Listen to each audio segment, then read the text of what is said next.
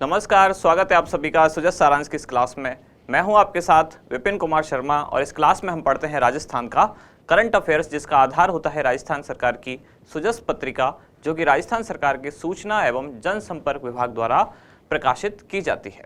शुरुआत करते हैं हेडलाइंस के साथ। सबसे पहले न्यूज क्या है कि प्रदेश में 5 फरवरी तक उत्सवों की धूम रहेगी। कौन कौन से उत्सव हैं? एक वेणेश्वर मेला, एक मरु महोत्सव और एक कोटा महोत्सव।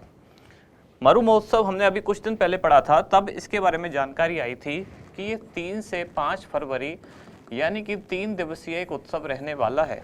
लेकिन अब ये आज ही यानी 2 फरवरी को शुरू हो चुका है। तो ये कब से कब रहेगा? 2 से 5 फरवरी, यानी 3 दिवसीय नहीं, ये 4 दिवसीय एक महोत्सव है। तो इस जानकारी को आप करेक्ट कर लें। पुरानी वाली वीडियो में क्योंकि जानकारी ही ऐसी आई थी, अभी भी आप देखेंगे तो सरकार की कई वेबसाइट है, वहाँ अभी भी इसको 3 से 5 फरवरी बताया गया है। लेकिन ये आज यानी कि 2 फरवरी को शुरू हो चुका है। तो 2 से 5 फरवरी ये 4 दिवसीय महोत्सव होगा। कौन सा? मरु महोत्सव, जो कि राजस्थान के जैसलमेर में आयोजित होता है। दूसरा यहाँ बेणेश्वर मेला, जो कब तक चलेगा? 11 फरवरी तक। ये भी शुरू हो चुका है। कब से? 1 फरवरी यानी बुधवार 1 फरवरी से स्टार्ट हो चुका है। और इधर यहाँ तीसरा है कोटा महोत्सव। तो इस तरह से 3 महोत्सव राजस्थान में अब चलेंगे। तो 5 फरवरी तक लगातार महोत्सव रहने वाले हैं। अगली जानकारी है फसल खराबे के लिए मुख्य सचिव के निर्देश। अगर आपको याद हो तो कल या परसों की क्लास में हमने पढ़ा था प्रधानमंत्री फसल बीमा योजना, जिस योजना का उद्देश्य क्या था कि अगर फसल खराब हो जाती है किसी कारण से, कारण प्राकृतिक भी हो सकता है और मानव जनित भी हो सकता है, तब किसान को उसकी फसल का मुआवजा दिया जाएगा। लेकिन मुआवजा देने का एक प्रोसीजर है, यानी कि किसान को 72 घंटे के अंदर सूचना देनी होगी। इसी के लिए एक विशेष गिरदावरी अभियान चलाया जा रहा है। उसी के रिगार्डिंग मुख्य सचिव ने निर्देश दिए हैं। यहाँ मेला स्थलों पर सुविधाओं के लिए मास्टर प्लान बनेगा, यानी फ्रंट पेज पर जो न्यूज़ थी उसी को विस्तार में यहाँ दिया गया है। और ये जो मुख्य सचिव के निर्देश हैं किससे संबंधित? विशेष गिरदावरी अभियान, ये उसी पेज की जो आधी न्यूज है यहाँ लिखी हुई है, यानी कि प्रधानमंत्री फसल बीमा योजना से संबंधित। यहाँ राजस्थान विधानसभा में क्या क्या हुआ उसके बारे में जानकारी है कि खाद्य सुरक्षा योजना में नए चयनित व्यक्तियों को खाद्यान्न वितरण मार्च से किया जाएगा। इधर अगली योजना है राजस्थान सरकार द्वारा, जिसमें बिजली बिल में अनुदान दिया जाता है, यानी कि योजना का नाम है मुख्यमंत्री घरेलू विद्युत अनुदान योजना, जो कि 1 अप्रैल 2022 से शुरू की गई, जिसमें 50 यूनिट सरकार द्वारा निःशुल्क बिजली दी जाती है। इस योजना को भी डिटेल में देखेंगे। ये राजस्थान विधानसभा में क्या क्या हुआ, इस कॉलम में वही समाचार है, यानी कि गंगापुर सिटी में प्रस्ताव मिलने पर स्टेडियम का निर्माण होगा। इधर इंदिरा गांधी नगर में विद्यार्थियों की संख्या के आधार पर महाविद्यालय खुलेगा। इन तीनों जानकारी को हम पढ़ेंगे। और यहाँ कोटा कोचिंग विद्यार्थियों की समस्या समाधान के लिए एक वेबसाइट शुरू की गई है। आप देख पा रहे हैं कि कोचिंग संस्थान जो है या कोटा वाले जो कोचिंग संस्थान हैं, तो वहाँ विद्यार्थी कई बार बहुत सारे डिप्रेशन के कारण सुसाइड भी कर लेते हैं। ऐसी बड़ी बड़ी समस्या सामने आ रही है। इसके समाधान के लिए कोटा जिला प्रशासन ने नवाचार शुरू किया है, जिसमें ऑनलाइन ई पोर्टल शुरू किया, जिस पर विद्यार्थी अपनी समस्या रजिस्टर करा सकते हैं। तो इस जानकारी को भी डिटेल में हम देखने वाले हैं। यहाँ है G20 एम्प्लॉयमेंट वर्किंग ग्रुप सम्मेलन जोधपुर में।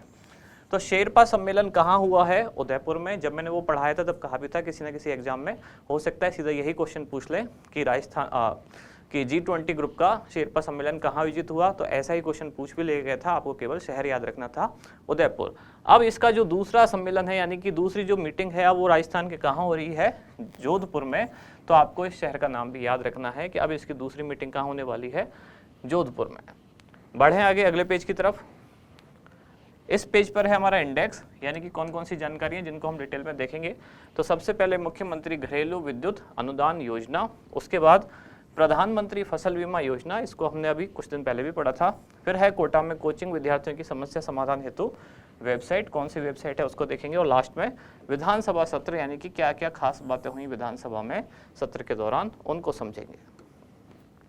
सबसे पहले शुरुआत मुख्यमंत्री घरेलू विद्युत अनुदान योजना, यानी कि घरेलू विद्युत उपभोक्ता जो है, इसमें कृषि वाले उपभोक्ता शामिल नहीं है, केवल घरेलू विद्युत उपभोक्ता जो है, तो उनको सरकार द्वारा विद्युत उपभोग पर कुछ अनुदान दिया जा रहा है। अब कितने यूनिट खर्च पर क्या अनुदान है उसको हम समझते हैं।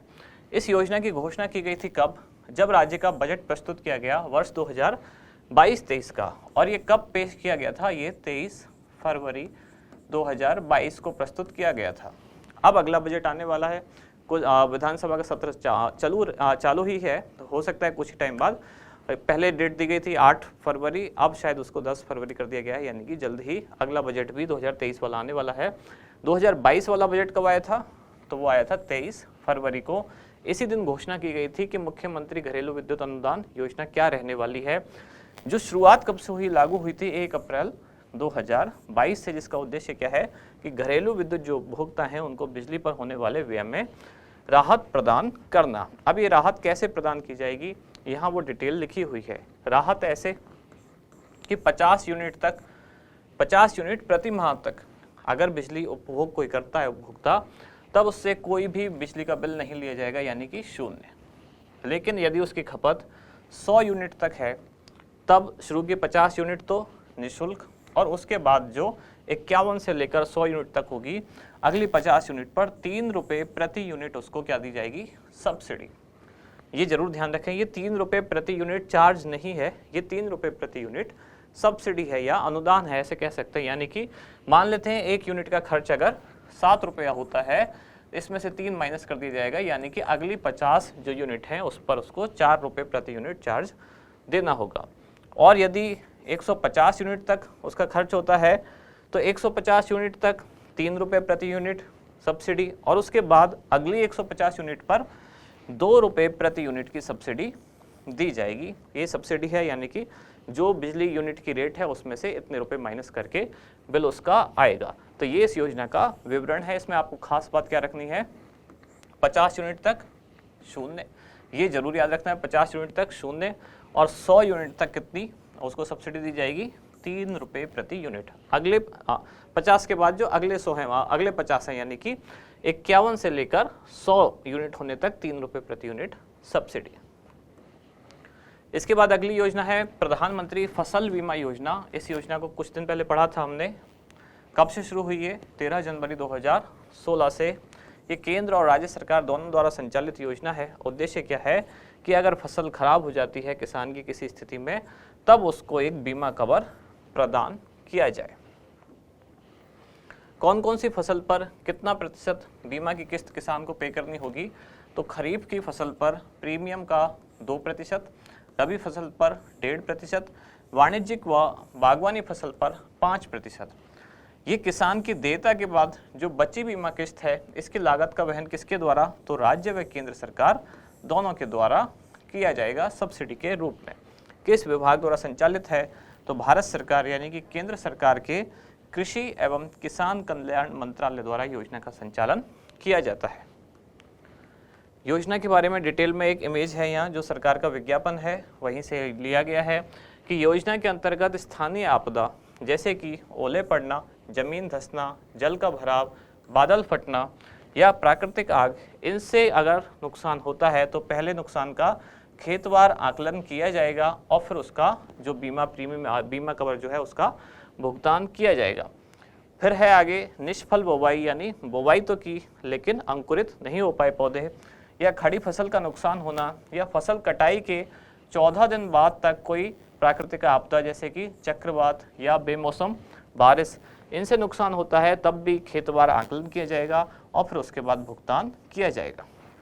अभी आपने जो फ्रंट पेज पर देखा था कि विशेष गिरदावरी अभियान, वो दरअसल क्या है, वो ये खेतवार आकलन ही चलाया जा रहा है कि पटवारी या गिरदावर जो प्रशासनिक अधिकारी हैं वो जाके देखेंगे वास्तव में कितना नुकसान हुआ है फसल का, तब उसके बाद उनको उस हिसाब से ही मुआवजा दिया जाएगा। बीमित फसल की खराब मौसम के कारण बोवाई या रोपाई ना कर पाने पर बीमा मूल्य राशि का 25% अतिरिक्त बीमा दावा भुगतान करने का प्रावधान किया गया है। ये तीसरी कंडीशन क्या है कि मौसम इतना खराब है या बारिश इतनी अधिक हो गई कि जब समय आता है फसल बोने का तो बोवाई या रोपाई ये ही ना हो पाए, यानी कि जैसे खेतों में बहुत ज़्यादा पानी भरा हुआ है तो फसल बोना ही संभव ना हो, तब भी उस कंडीशन को भी ये योजना कवर करती है और उसमें बीमा मूल्य राशि का 25% उनको बीमा कवर दिया जाता है। किसानों को अंतिम दावों का भुगतान राज्य सरकार द्वारा किया जाएगा और वो कैसे, फसल कटाई के प्रयोग के आधार पर निर्धारित उपज आंकड़ों पर, यानी कि भुगतान किसके द्वारा, राज्य सरकार द्वारा। और यही बात मैं कह रहा था, केंद्र और राज्य दोनों द्वारा सम्मिलित रूप से योजना का संचालन किया जाता है। अगली न्यूज क्या है? अगली जानकारी है कोटा में कोचिंग विद्यार्थियों की समस्या समाधान हेतु वेबसाइट। तो आप सभी जानते हैं राजस्थान में कोचिंग का हब है कोटा शहर, पूरा शहर ही कोचिंग के माध्यम से एक तरह से कह सकते हैं चल रहा है, यानी कि कोचिंग वहाँ की रीढ़ है। और इसलिए वहाँ जो विद्यार्थी हैं उनकी बहुत सारी समस्या है। समस्या किसी भी तरह की उनकी हो सकती है, पढ़ाई से रिलेटेड, कोचिंग संस्थान से संबंधित, या जहाँ वो खाना वाना खाते हैं वहाँ से संबंधित, हॉस्टल से संबंधित, या कानून व्यवस्था संबंधित, या परिवहन से संबंधित। इन सभी समस्याओं के निराकरण के लिए कोटा के जिला प्रशासन द्वारा एक वेबसाइट शुरू की गई है जिसका नाम है www.studentecomplaint.in, ई यानी इलेक्ट्रॉनिक प्लेटफॉर्म पर। तो ये वेबसाइट का नाम आपको याद रखना है, studentecomplaint.in, कोटा जिला प्रशासन द्वारा संचालित है। उद्देश्य क्या है, इसके बारे में विवरण क्या है? उद्देश्य मैं आपको बता चुका हूँ कि जो कोचिंग स्टूडेंट हैं उनकी समस्याओं का समाधान करना। तो कोटा में कोचिंग विद्यार्थियों को या तो कोचिंग संस्थान से कोई प्रॉब्लम है, या हॉस्टल से कोई प्रॉब्लम है, पीजी यानी पेइंग गेस्ट जहाँ वो रहते हैं वहाँ से कोई दिक्कत है, मैथ्स से कोई दिक्कत है, परिवहन यानी जिससे आते जाते हैं वो वहाँ कोई समस्या है, लॉ एंड ऑर्डर यानी कानून या व्यवस्था की कोई समस्या है। तो इन सारी समस्याओं के समाधान के लिए ये वेबसाइट उनको त्वरित राहत प्रदान करेगी। अब जब वो अपनी शिकायत दर्ज करेंगे तो शिकायत दर्ज करने के बाद ही उनको उनकी शिकायत का एक रजिस्ट्रेशन नंबर यानी पंजीयन नंबर उनको एसएमएस के द्वारा मोबाइल पर भेजा जाएगा। इस नंबर से वो ट्रैक कर सकते हैं कि भाई अभी तक उनकी जो रिपोर्ट थी या उनकी जो शिकायत थी उस पर क्या कार्रवाई हो रही है या किस प्रोसेस क्या चल रहा है। तो इसके लिए अधिकतम 3 दिवस की अवधि रखी गई है जिसमें उनकी जो समस्या है उसका समाधान किया जाएगा। आगे विधानसभा सत्र 2023 जो ये 13 यहाँ प्रिंट हुआ है, ये 13 नहीं, ये है 23, विधानसभा सत्र 2023। तो इसमें क्या चीज़ें चल रही हैं उनके बारे में जानकारी, जैसे कि खाद्य सुरक्षा योजना में नए चयनित व्यक्तियों को खाद्यान्न वितरण मार्च से होगा। तो प्रश्नकाल में जो प्रश्न पूछे गए, तो श्री प्रताप सिंह खचरियावास जो कि मंत्री हैं किस विभाग के, खाद्य एवं नागरिक आपूर्ति, उन्होंने ये जवाब दिया है, क्या कहा है कि जो खाद्य सुरक्षा में नए चयनित व्यक्ति हैं उनको खाद्यान्न का वितरण कब से होगा, तो मार्च से किया जाएगा। यहाँ ये सामान्य जानकारी दी गई है, इसके बाद कुछ आंकड़े दिए गए हैं। दूसरी जानकारी यहाँ है कि इंदिरा गांधी नगर जो कि जयपुर में एक कॉलोनी है, तो इंदिरा गांधी नगर में विद्यार्थियों को संख्या के आधार पर महाविद्यालय यानी कॉलेज खोला जाएगा। तो उच्च शिक्षा राज्य मंत्री कौन, इनका नाम है श्री राजेंद्र सिंह यादव। इन्होंने इस बारे में जानकारी दी विधानसभा में, कहा कि जयपुर के इंदिरा गांधी नगर में विद्यार्थियों की पर्याप्त संख्या पर राजकीय महाविद्यालय यानी कि गवर्नमेंट कॉलेज खोलने पर विचार किया जाएगा। उनका कहना है कि अभी इस क्षेत्र में 12वीं कक्षा में उत्तीर्ण करने वाले बच्चों की संख्या पर्याप्त नहीं है, यानी कि इतनी संख्या में बच्चे नहीं हैं कि वहाँ कॉलेज खोला जा सके। एक सामान्य सी जानकारी। और ऐसी ही जानकारी यहाँ तीसरी है जिसमें कहा गया कि गंगापुर सिटी में प्रस्ताव मिलने पर स्टेडियम का निर्माण किया जाएगा। इस गंगापुर में स्टेडियम की घोषणा कर दी गई थी, कब, बजट 2015-16 में ही, लेकिन एक कारण से यहाँ विवाद हुआ। कारण क्या था कि स्थानीय निवासियों द्वारा रास्ते के विवाद को लेकर, गाँव में बहुत ज़्यादा जो विवाद होते हैं उनका कारण जमीन, और जमीन में भी रास्ता लेने या रास्ता देने को लेकर विवाद है। तो यहाँ भी वही विवाद था कि स्थानीय निवासियों द्वारा रास्ते के विवाद को लेकर निर्माण कार्य का विरोध का सामना करना पड़ा और इसको रोक दिया गया है। अब कहा गया है गंगापुर सिटी में कि जब वापस इसका प्रस्ताव मिलेगा उसके बाद स्टेडियम का निर्माण किया जाएगा। और ये कौन सी योजना संचालित है, मेजर ध्यानचंद स्टेडियम योजना, जो कि बजट 2021 में घोषित की गई। इसके बाद हमारा अभ्यास प्रश्न क्या है, मुख्यमंत्री घरेलू विद्युत अनुदान योजना कब शुरू की गई, 1 अप्रैल 2022, 1 मई 2021, 17 जुलाई 2021 या 1 जून 2022। क्या होगा इसका सही उत्तर, वो आप बताएं। आगे आपके लिए जानकारी, जैसा कि मैंने कल भी बताया कि राजस्थान की फ्लैगशिप योजना है, इसके अलावा अन्य जो भी जन कल्याणकारी योजना है जिसमें हमने यहाँ रखा है 60 से कुछ ज़्यादा ही योजना है, यानी कि कुल आंकड़ा लगभग 100 के आसपास ये रहने वाला है। तो सारी योजनाएं एक साथ हम एक ही मैराथन क्लास में डिस्कस करने वाले हैं, जिसके लिए दिन निर्धारित किया गया है 5 फरवरी और समय निर्धारित किया गया है 5:15। ये लाइव क्लास होगी जिसमें सरकार की जो भी फ्लैगशिप योजना है जो वर्तमान में संचालित है, जिनकी संख्या कितनी है 33, और अन्य 60 प्लस कुछ जन कल्याणकारी योजनाएं रहने वाली है। इसके बाद यहाँ मैंने वो रखे हैं चीज़ें जो कमेंट्स में आप लोगों ने क्वेश्चन पूछे हैं, और आपके कमेंट्स के पैटर्न से मेरे को एक चीज़ समझ में आई है कि बार बार कमेंट्स में एक ही तरह की चीज़ें आ रही हैं, जैसे कि बुकलेट का क्वेश्चन नंबर 80, फिर पालनहार योजना, रामगढ़ विषधारी, और इसमें एक और था जो अभी मैंने आज शामिल नहीं किया, वो है कि मुख्यमंत्री कन्यादान योजना में अधिकतम राशि कितनी है या कितनी नहीं है। अब मैं ये सारी चीज़ें आपको बता चुका हूँ, फिर भी आप लोगों ने कमेंट्स में बताया कि क्वेश्चन नंबर 80 को लोग इसलिए पूछ रहे हैं क्योंकि उसका आंसर हाईलाइट नहीं है। तो मैंने वापस चेक किया, आपकी बात सही है, उसमें हाईलाइट नहीं है, तो इसका उत्तर है ए। इसको मैं डिटेल में बता चुका हूँ। ए में क्या था? राष्ट्रीय कृषि विपणन संस्थान जयपुर, जिसको कि इनोवेशन अवार्ड मिला 2022 का, शॉर्ट में जिसको क्या बोलते हैं, NIAM, national institute of agriculture marketing. तो क्वेश्चन नंबर 80 का आंसर है ए। पालनहार योजना में आप लोगों ने बार बार चीज़ें पूछी हैं कि मैंने बताया भी था आपको डिटेल में कि इसमें जो राशि बढ़ाई गई है वो केवल अनाथ बच्चों के लिए बढ़ाई गई है। इस योजना के तहत दो कैटेगरी हैं, एक है 0 से 6 वर्ष, दूसरी है 6 से 18 वर्ष। 0 से 6 वर्ष के जो बच्चे हैं उनको कितनी राशि दी जाती है? प्रति माह 500 रुपये, ये प्रति माह है। और 6 से 18 वर्ष के जो बच्चे हैं उनको कितनी राशि दी जाती है? प्रति माह 1000 रुपये। इसमें बहुत सारी कैटेगरी है, यानी कई तरह की बच्चों की इसमें कैटेगरी है। अब बजट 2022-23 में केवल जो अनाथ कैटेगरी के बच्चे हैं जिनके माता पिता दोनों दुर्भाग्य से नहीं हैं, उन बच्चों के लिए जो दी जाने वाली राशि है उसकी रकम बढ़ाई गई, यानी कि 0 से 6 वर्ष की कैटेगरी में जो आते हैं उनकी राशि बढ़ाकर 500 से कितनी कर दी गई? 1500। और जिनके 1000 रुपये पहले थे 6 से 18 वर्ष, उनकी राशि कितनी कर दी गई? 2500 रुपये।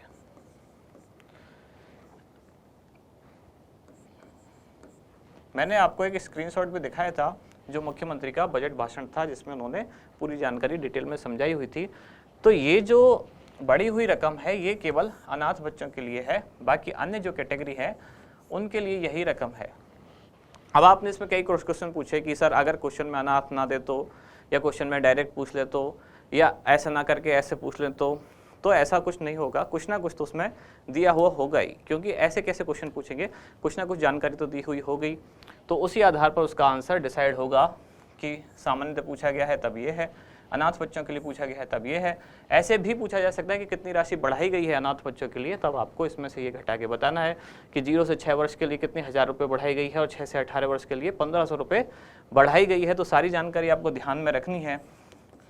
बढ़ाई गई पूछी है, एक तो कितनी बढ़ाई गई है, दूसरा पूछा जा सकता है बढ़कर कितनी हुई है, बढ़कर इतनी हुई है फाइनल, बढ़ाई कितनी गई है, किसके लिए बढ़ाई गई है, सारी कैटेगरी आपको ध्यान से पढ़नी है। तो सीधा आप पालनहार देखकर सीधा आंसर टिक करते हैं, इसलिए आपका क्वेश्चन गलत होता है, तो थोड़ा ध्यान से वो पढ़ना है आपको। और फिर ये रामगढ़ विषधारी, अब लगातार ये कन्फ्यूजन बना हुआ है आप लोगों का अभी भी, इसको मैं कई बार एक्सप्लेन कर चुका हूँ।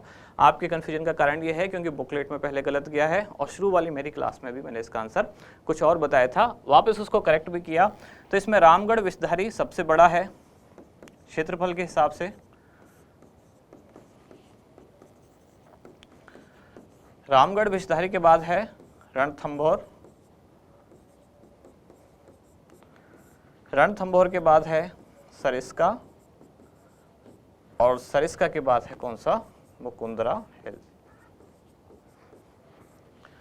तो ये 4 हैं, चारों का मैं क्षेत्रफल भी लगभग में लिख रहा हूँ, तो 1501 किलोमीटर स्क्वायर। चलो फिर आप कहोगे कि किसी ने 1502 बताया, 1501.89 किलोमीटर स्क्वायर। रणथंभौर का है 1411.34, सरिस्का का है 1213.29 और मुकुंदरा हिल्स का है 759.99। इसमें जो पॉइंट्स के बाद के डिजिट है वो थोड़ा मैं इसमें श्योर नहीं हूँ कि ये 1411.34 है या 1411.29 है। इसमें से एक या तो ये पॉइंट्स के बाद की संख्या इसमें है या इसमें है, तो आप एक लगभग में भी याद रख सकते हैं, ये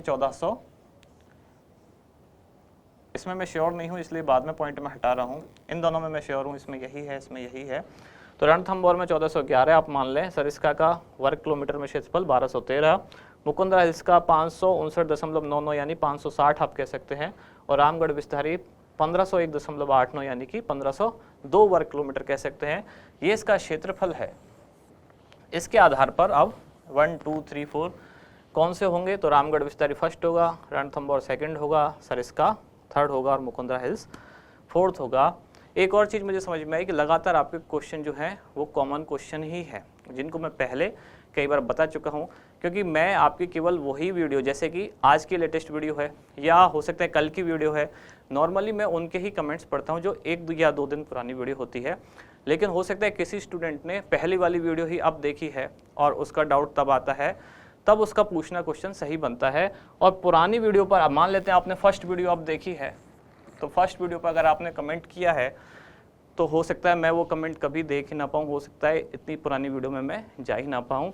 तो अगर आपके कुछ ऐसे भी डाउट हैं, कैसे डाउट ऐसे कि यानी पुरानी 2-3 महीने पुरानी वीडियो को अगर आप आज देख रहे हैं और आपको उसमें कोई डाउट है और वो आप पूछना चाहते हैं, तब आपके पास 2 ऑप्शन है। या तो आप जो लेटेस्ट वाली वीडियो हमारी चल रही है उसके कमेंट बॉक्स में आके कमेंट करें, क्योंकि नॉर्मली मैं वही देखता हूँ, या फिर आप मेरे को ट्विटर पे कर सकते हैं ट्वीट, अगर आप ट्विटर चलाते हैं तो, या आप इंस्टाग्राम चलाते हैं तो वहाँ भी आप मेरे को आपका जो क्वेश्चन है, जो डाउट है, वो आप मेरे को वहाँ भेज सकते हैं। ऑप्शन आपके पास है, क्योंकि यहाँ की जो क्लास होगी यानी कि लेटेस्ट क्लास के ही नॉर्मली हम कमेंट्स देख पाते हैं। पुरानी मान लो अभी 155 क्लास हो गई, अगर आपने अभी 55 वाली क्लास देखी है, उसका कुछ डाउट आया, फिर आपने पूछा और उसी वीडियो में कमेंट किया, तो वो कमेंट मेरे पास तक नहीं आ पाएगा, क्योंकि मैं एक एक वीडियो जाके वापस सर्च नहीं करता हूँ। तो ऐसा कोई डाउट है तो आप मेरे को यहाँ ट्विटर पर कर सकते हैं, विपिन18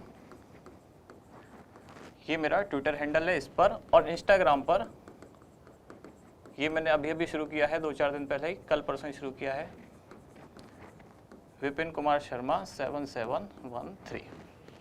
तो इन दोनों में से भी आप कहीं भी जो हमारी क्लास से रिलेटेड बात है, कोई आपका डाउट है, कोई क्वेश्चन है, तो मुझसे पूछ सकते हैं। तो यहाँ समाप्त होती है आज की क्लास। अब मिलते हैं कल अगली न्यूज़ के साथ अगली क्लास में। धन्यवाद।